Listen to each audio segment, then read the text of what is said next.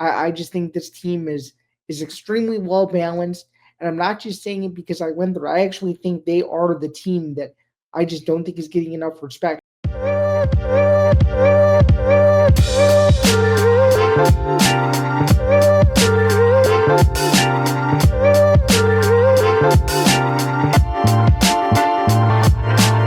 Welcome in. It's episode 40 of Bando's Breakdowns. My name is Zain Bando. Thank you again for joining me. It is very, very much appreciated.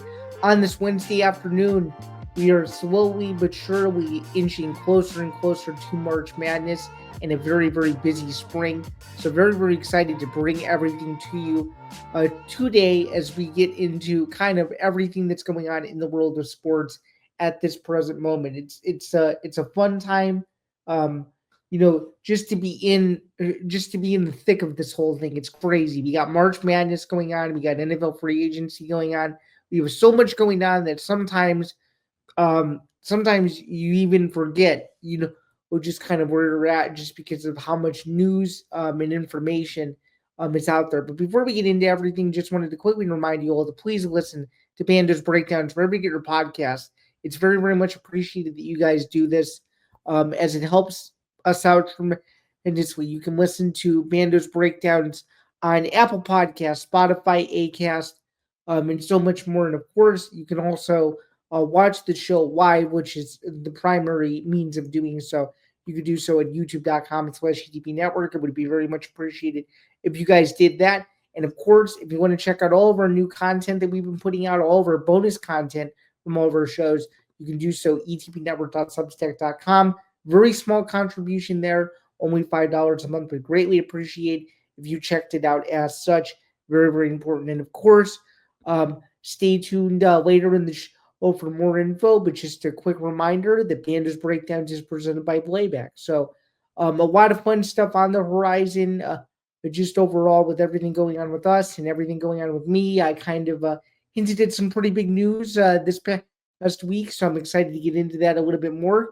And it should be a fun time. I'm very, very much looking forward to it. And I'm also looking forward to everything that we have going on the show today because we have a packed show, we have a busy show, and we have a show that I think you guys are going to like very much. So again, very, very much appreciated. And then finally, just one final reminder: you can follow the show anywhere on social media at Bando's Breakdown. That's where all the clips live. And of course, as it's scrolling across the screen, you can follow me on my personal social medias at ZanBando99 on Instagram and X. My DMs are open. So if you do reach out to me, just give me a chance to respond when I can, and I'm sure I will see it. But thanks again for all of your support. Couldn't do it without any of you guys. So again, very, very much grateful for everything you guys do on that front in supporting the social medias and just overall the community that we are attempting to build. So very, very important that you guys go do that. And thanks again for all of your support there. Again, it means the absolute world to me. So thank you again. All right, let's get into the show because we have a packed show this week. We have a lot going on. Let's get into it. Zan's overview. What we're going to be talking about today, we're going to be talking about a lot of stuff. We'll be talking heavily about college basketball, my realm of expertise, the Big Ten tournament. I will be in Indianapolis around this time tomorrow from when this is airing. So if you see me in Indianapolis at any point this weekend, please be sure to say hello.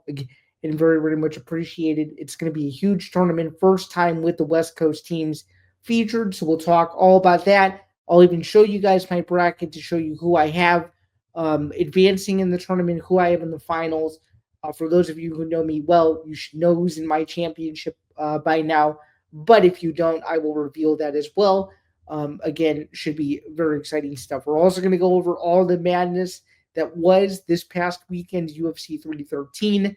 Ankalaev beating Pereira, Gaethje beating Fiziev, and of course, later on in the show, the big elephant in the room, the elephant that I'm sure everybody wants to hear my take on, is the entire ESPN Plus fiasco with the pay-per-view. So you'll get my thoughts on that.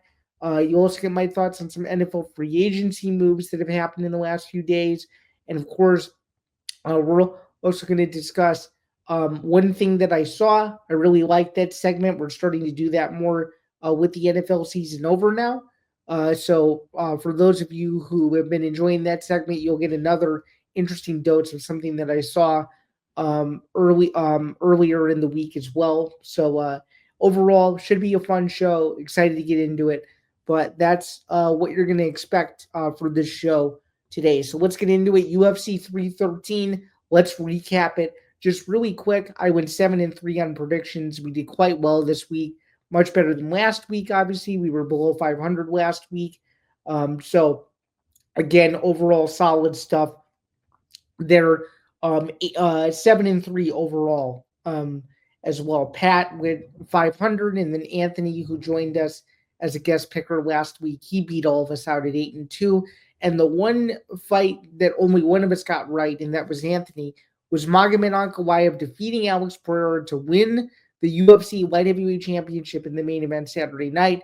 Lots of controversy around this fight, but I think overall the general consensus is that Ankalaev won the middle rounds to give himself a comfortable edge and give himself a comfortable cushion. And I think that that's something that a lot of people, were not giving Ankalaev enough credit for, is the fact that he was able to beat Pereira by not landing a single takedown, which is pretty wild. Considering that Pereira is a naturally gifted striker, and of course Ankalaev is a wrestler at heart, so that was overall a huge surprise. And another surprise is the fact that Pereira just couldn't get going. Pereira cannot use his power that he's always been known for to kind of stifle Ankalaev's attacks. He really didn't hurt him all that often. He really didn't put him in any sort of danger, as if he was going to win or to win the fight. And of course, on the contrary to that, Ankalaev did a great job, even though he didn't land a single takedown.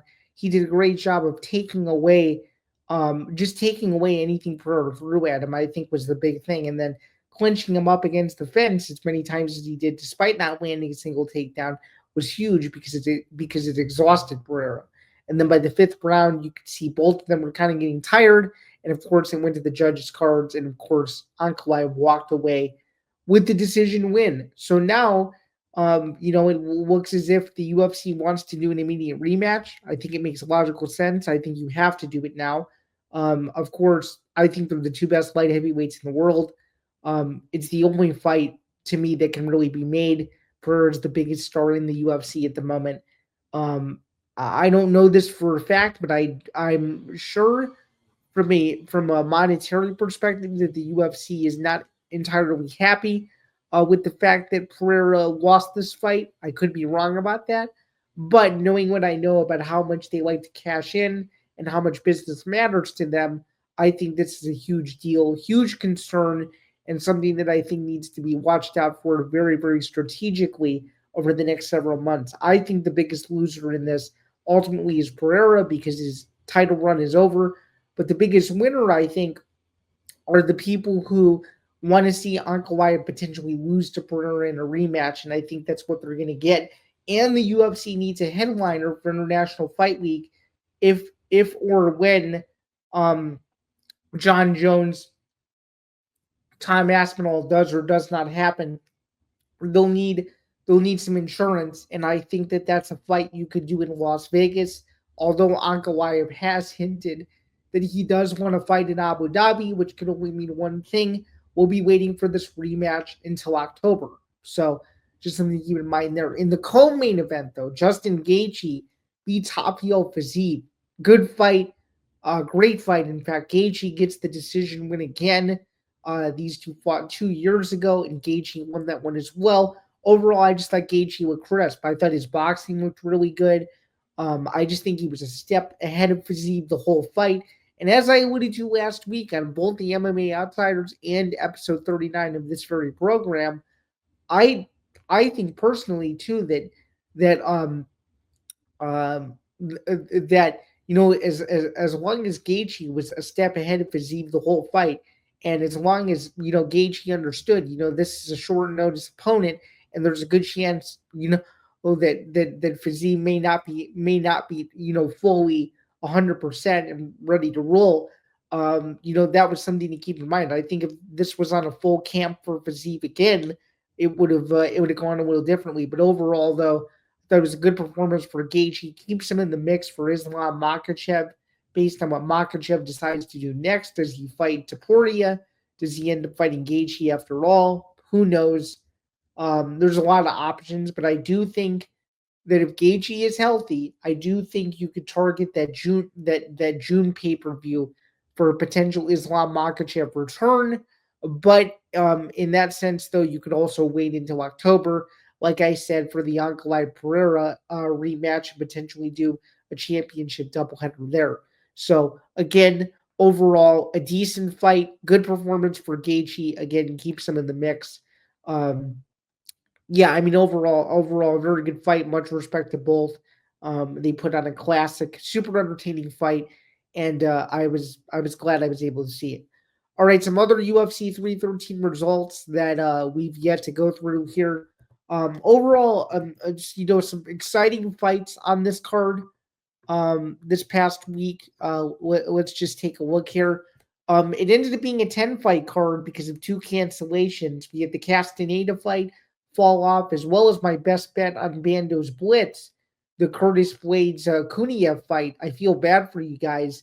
Those bets were voided. I said that was going to be a knockout, a method prop, and that didn't happen.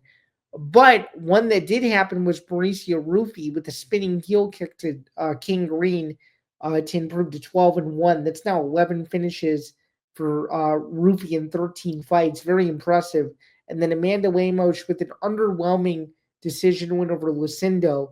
That was, to me, the worst fight on the card. And then Ignacio Bahamondes, the Chilean who now fights out of Chicago and trains with Bilal Muhammad, he looked unbelievable against Jalen Turner, and it looks like Turner is contemplating retirement if he's not already retired as well. So again, very disappointing loss for him. But Bahamondes, I think, is a lightweight that has a chance to be legit in a couple of years. I think he needs more experience.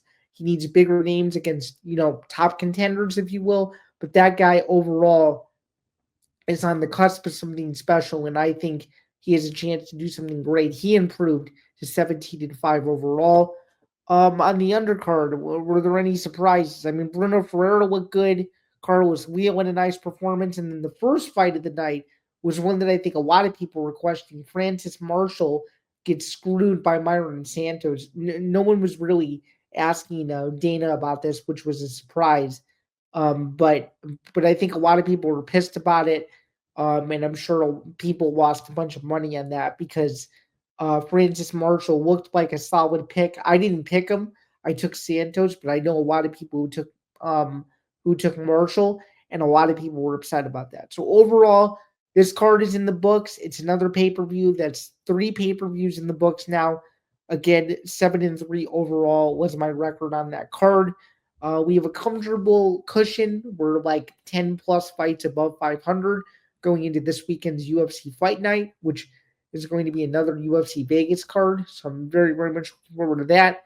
And we'll talk about that later on in the show. But overall, another pay per view is in the books. Just wanted to give a quick timeout in the middle of the show to remind you guys that Bando's Breakdown is presented by Playback. I teased it a little bit earlier that there was an announcement coming, and sure enough, without further ado, here we go. Presented by Playback, watching sports is more fun with others, but we spend too much of our time watching alone. Playback is a virtual space where communities can stream live sports together with everyone perfectly synced up.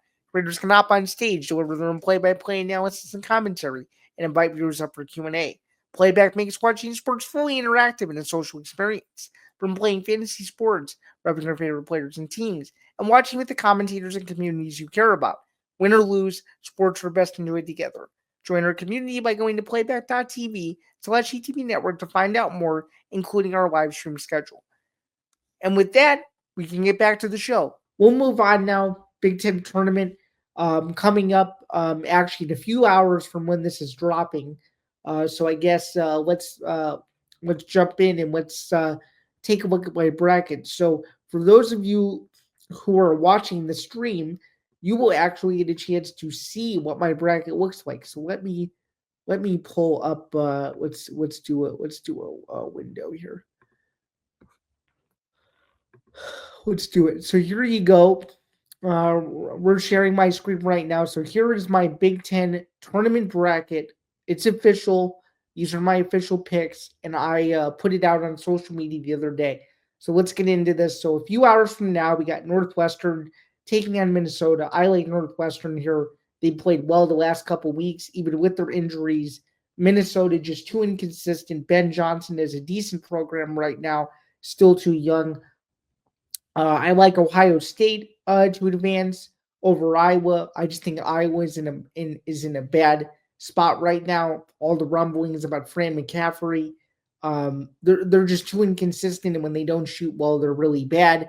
And I love Rutgers. I think Ace Bailey and Dylan Harper are two of the most exciting players in the conference, and USC just has nothing for them right now, uh, going for them right now, and they'll need a miracle to make the NCAA tournament field anyway. So I don't like USC particularly, but I like Rutgers in that spot to advance to round two. And then we'll move on to the second day of the tournament, which is Thursday, um, which is when I will be arriving, particularly. And there's a game on here that I'm particularly interested in. But I love Indiana over Oregon. I like the way Indiana's played. They know it's Mike Woodson's last run. He's going to retire at the end of the year. They're still looking for who their new coach is going to be. In Oregon, I think they're just too inexperienced. It's a new year in the Big Ten. They have a lot of nice pieces, but it's just been hard for them to put it together, and even more so difficult for them to close out games. So something to keep in mind there. I really like Indiana. They're in advance to play Michigan State. And simply put, Wisconsin is just a better basketball team. They're finally getting healthy again, very similarly to the next team I'm going to talk about. And Northwestern just had too many close losses. They'll keep it close for a half if this game occurs, but I think Wisconsin pulls away. It'll be a good game. Wouldn't be surprised if there was an upset, but I will say this: I just think Wisconsin has too much star power. And then, regardless of who they play, I think at the very least Illinois will win one game in this tournament. I think Illinois, when they're 100%, they're one of the best teams in college basketball. Period. They're 22-8 when 100% healthy unofficially. The fans did some math on that, and they figured out who was healthy for every game. Came up with 22 wins out of 34 games, 2-7 in the other portion when they're not 100% healthy. And luckily for Illinois, they get Morez Johnson Jr. back from his wrist injury. They announced it Monday night that he will play in the Big Ten tournament. So very, very exciting. Illinois will be at full strength. I think Illinois beats Ohio State to rematch the number 2 seed in Maryland, which beat Illinois by 21 at State Farm Center a couple of months ago, and that was without some stars, including Ivisic, for the Illini in that game. And now that Illinois is 100% healthy, I really like Illinois to advance to the semifinals, because I think that they will be a team to watch out for. And I know this is a questionable pick, but I like Michigan to beat Purdue. And the simple fact is that Purdue, even though you could say the same for Michigan, I just think Purdue's been sluggish the entire last month of the year. I think Michigan has just hit a speed bump. They don't really know where they're at the moment. They haven't gotten back to, going back to the basics of playing their fundamental basketball, which is, you know, which is, go down the floor, try to spread it out a little bit, and get it to their best players. And they get it to a guy like Val Golden, and they just feed him in the post. I think it'll be a relatively easy win. And I think when Purdue gets behind, they get complacent, very similarly to what Illinois kind of did when they took the lead. Purdue couldn't really catch up. So I love Michigan in this game. I know it's a controversial pick in that one, but I just really like them. And I forgot to mention too, I like Michigan State over Indiana, and I like Michigan State playing UCLA in that one as well. Here, let me scroll up a little bit just so you guys can see. I like Indiana playing Michigan State in the matchup, and then obviously Michigan State moving on there. And then I love Illinois to beat Michigan again. They just beat them in Ann Arbor now a couple of weeks ago. I think it's an amazing matchup for them. I think again, when Illinois is 100% healthy, they can beat any team in the nation. And you know, I'm picking Illinois to win this whole thing. And the main reason is because if they play Michigan State, I just think it's really hard to have one team beat another three times, which is the scenario that you would be running yourself into. You would be asking Michigan State to beat Illinois for the third time this year, two very close games, uh, in doing so. And I just don't think it's going to happen. I think if Illinois is 100% and they make their shots and they don't get complacent and they don't waste possessions, I think they have a chance to have a huge weekend. I really do. So speaking of, that's my sleeper of the tournament is Illinois. I just think this team is extremely well balanced, and I'm not just saying it because I went there. I actually think they are the team that I just don't think is getting enough respect. I mean, they're undefeated. When you look at the current AP rankings, Illinois is 24. Um, Here, I can stop sharing now. But when you look at the current AP rankings, Illinois is 24. There's four teams ahead of them that they've already beat. So I mean, I think that that's something to bear in mind as well. When you fill out your bracket, is there are going to be some teams that can go on magical runs this upcoming weekend, and I think that Illinois could be one of those teams. And again, I could be very wrong about that, but I do think that Illinois has a real chance to do some damage and to do some interesting things just moving forward. So I'm excited to see what they do. Most overrated team going into this tournament, and there's a lot of there's a lot of interesting choices, but I just think that Maryland is. I mean, no one really expected. I mean, I at least did. I didn't think Maryland was going to be this good this year. Like I knew that they were going to be good. I didn't know they were going to be unbelievable. And I just think Maryland is just one of these teams where, you know, unless you're a hardcore college basketball fan, I just don't think they're a draw. I mean, I don't think really anybody is all that excited to watch them. They're not really a big market team. Like I just think there's so many people that are excited about Maryland that they really haven't done anything yet. And I mean, could they win the Big Ten tournament? Absolutely. They're a dangerous team. They have a bye for a reason, but I don't know. They're just not one of these brand teams that I'm just particularly interested in seeing go far. And maybe it's because I'd like to see Illinois go to the finals. Of course, I would, but they just don't seem like a team to me that I'm like jacked to watch compete. It's as simple as that. And then of course the round one game to watch, and this is assuming it happens, I think it's going to be Indiana versus Michigan State, and the reason why is because Indiana played this Michigan State team tough at Breslin, which Michigan State I'm sure would like to have that one back. And I just think Indiana's playing well. I think they know they have a chip on their shoulder. They're playing for Mike Woodson. It's a huge deal. They got to go as deep as they can to ensure that they're going to make the NCAA tournament when the brackets get revealed later this weekend. And I also think that it's one of those games where if one team makes one mistake, it could change the whole trajectory of not just the game but the entire tournament itself. So I'm very excited to watch it. Looking forward to it immensely. Can't wait to be there. And again, if you are there, please be sure to say hello.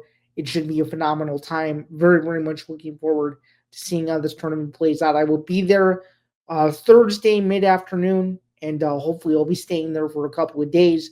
That's to be determined based on how the tournament plays out.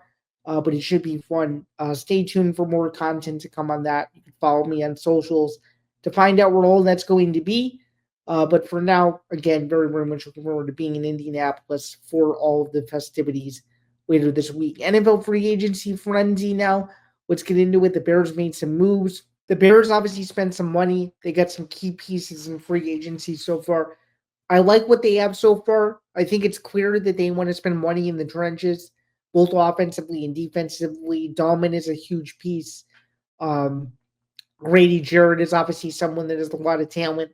He just wasn't in the right system, I don't think.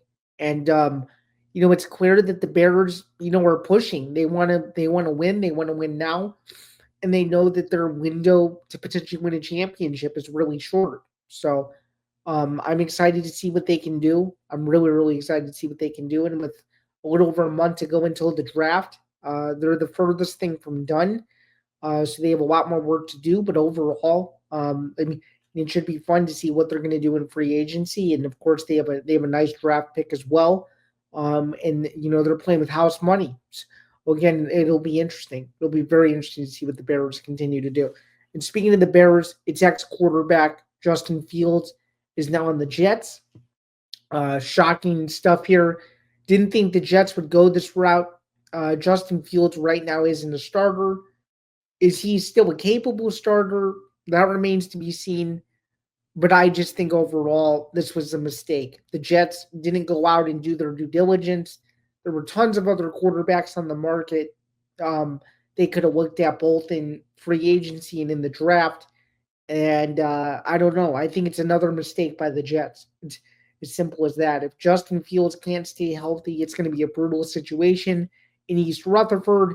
And I love Justin Fields, but I think he's, again, another wrong system, a bad organization.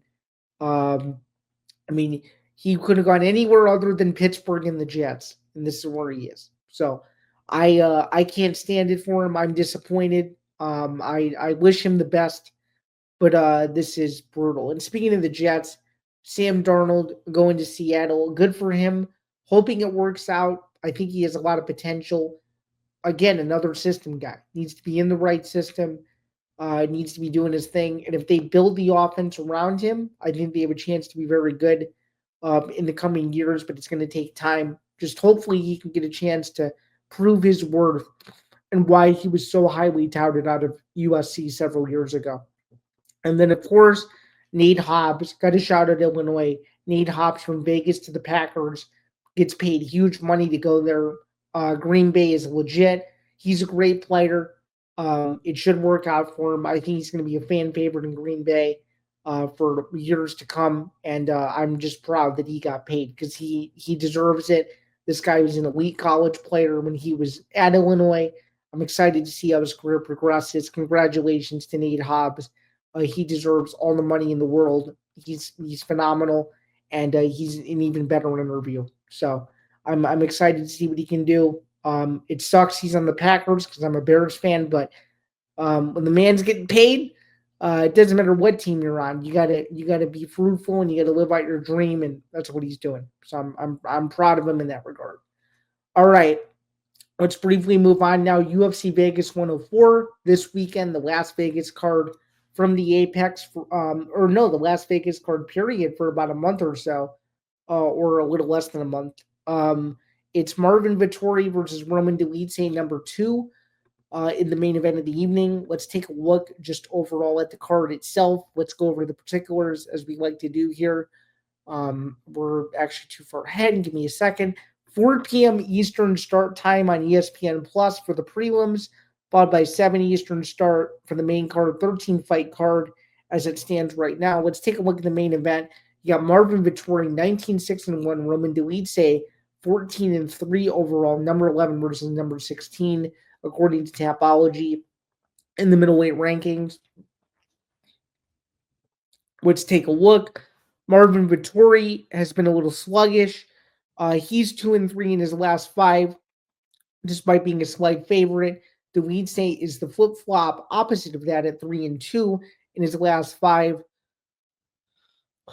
Minus 140 for Vettori. The comeback on Dolidze is plus 120, so just something to bear in mind there when you're taking a look at placing a bet. Let's take a look at Vettori's resume since joining the UFC. He's been in the UFC since 2016 with a 9-5 and 1 record, and he has not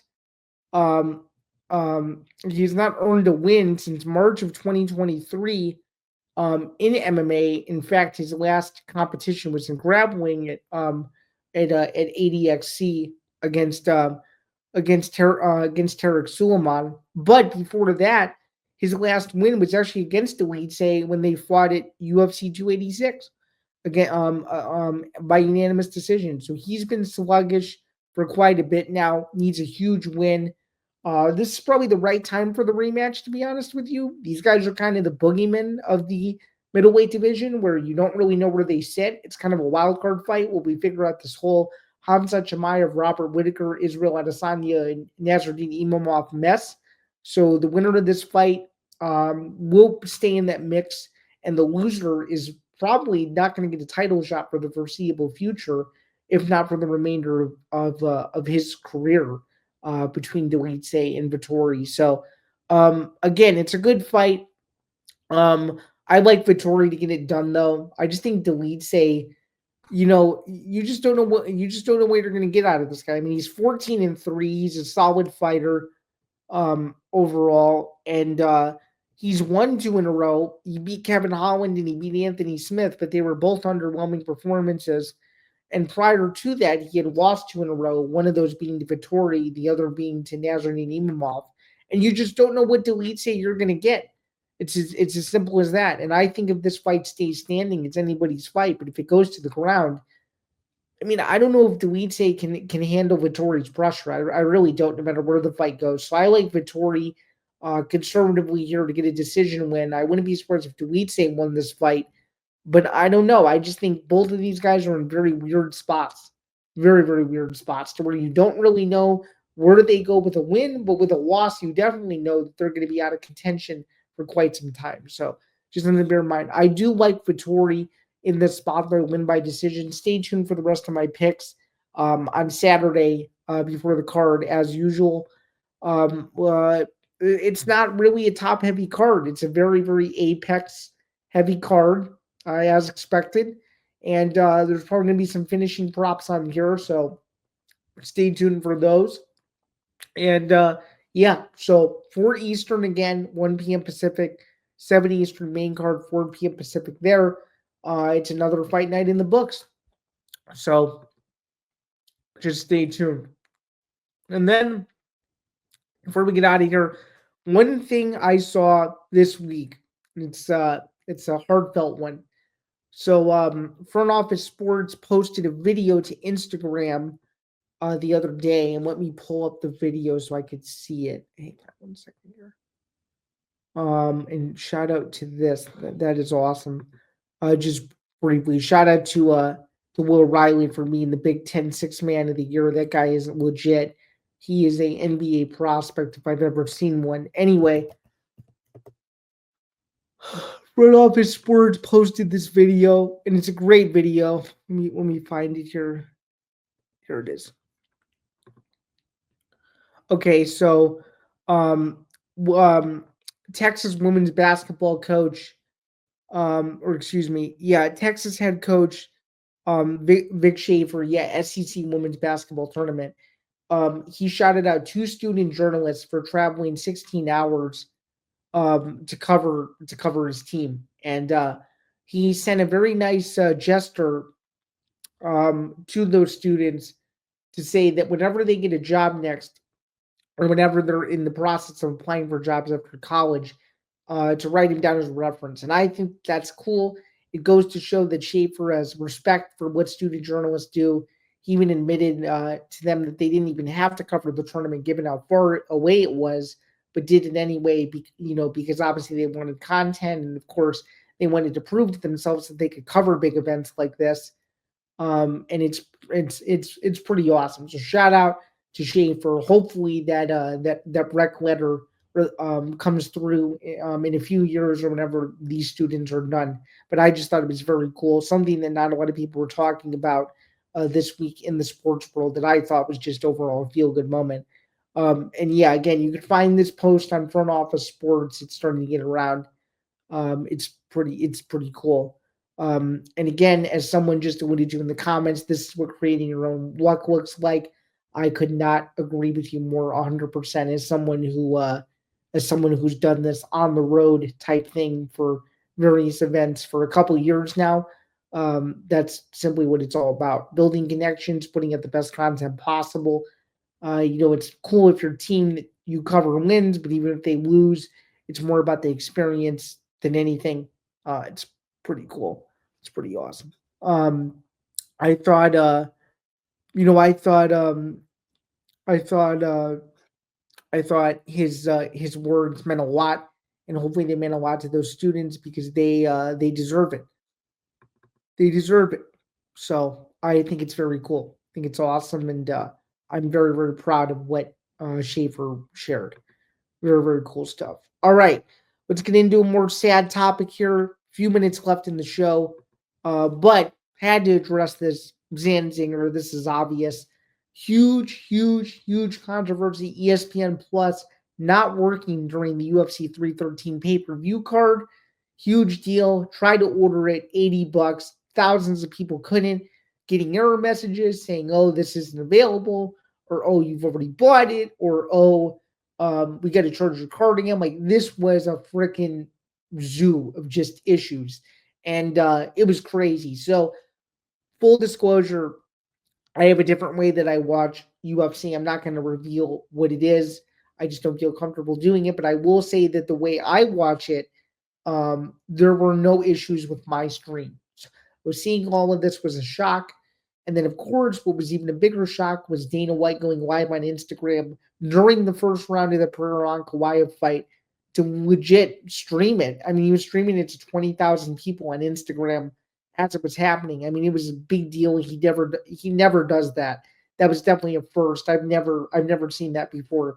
Which surprisingly, he didn't address that part, which was interesting. But I think this just goes to show that ESPN Plus is in a bad spot with the UFC. I don't think there's any way they re up their deal with them now after this disaster. And to hear reports that TKO executives were furious, they should be. Thousands of people couldn't watch the card. It's during an Alex Pereira pay per view, the biggest star in the sport. I couldn't do it justice to what Luke Thomas said the other day, but he went on this epic rant about how brutal ESPN Plus has been to use, and he's not wrong. And on top of it, to add insult to injury, you post the full pay per view for free a day later, which I don't mind that. It's so against what they do, and just the whole like pay-per-view aura of everything, that it's just freaking mind-boggling. Like you should be able to pay for a fight and have zero issues with that fight. Just for full context, pay-per-view.com, zero issues for me in the past. DAZN, maybe only once have I ever had an issue. ESPN Plus, I can recall a couple of times where I couldn't see it. uh, the biggest one being McGregor Poirier 2, the one in Abu Dhabi at UFC 257. There were tons of people that couldn't get it. I can recall calling my dad to let him know that I had bought it, and you got to log in and stuff, and he would log in, and it wouldn't open. Like he showed me like screenshots of what it was, and it was just bad. So every single time they go on ESPN Plus for one of these major high traffic pay-per-views, it always fails. So if anything, I think they should really consider and relook at what they're doing wrong, and if not, they need to worry about going to another rights partner, because this is so ridiculous. And I just feel so bad for the people who paid their hard-earned money to watch that card, because it was a decent card outside of the main event, and people missed it. And those Pereira cards are traffic drivers, and the next one, the Volkanovski Lopez one, is even bigger. It might be more stacked than UFC 313. So if they can't figure out their stuff by UFC 314, they're going to be in a really bad spot. So, and Luke Thomas said it best. They've been with them for 7 years, ESPN has, and they've yet to fix anything that they've tried to do in order to make that service even remotely easier to use at any point. So, brutal, brutal situation. And if this doesn't confirm that the UFC isn't going to be staying with them, I don't know what will. So, just something to keep in mind there. And then finally, let's get out of here. Zain's errors. No errors this week. I said it last week, but we had a couple errors this past week. One of them I remember was I spelled on one of the banners, I spelled resurgence wrong. That's my bad. I was going too quickly with that. There was like one other one that was really minor, but again, I try to make this show as perfect as possible for you guys to get the best content that you can, because it's what you guys deserve, and it's because since you listen to me every week, I want to try to put out a good product. So there's that. All right, that's going to do it though for Bando's breakdowns. Before we get out of here, just want to do a quick reminder: Bando's breakdowns is presented by Playback. Um, and I meant to say this earlier, but with Bando's breakdowns being presented by Playback, if you didn't hear it earlier in the episode, please be sure to go back and listen to the read there.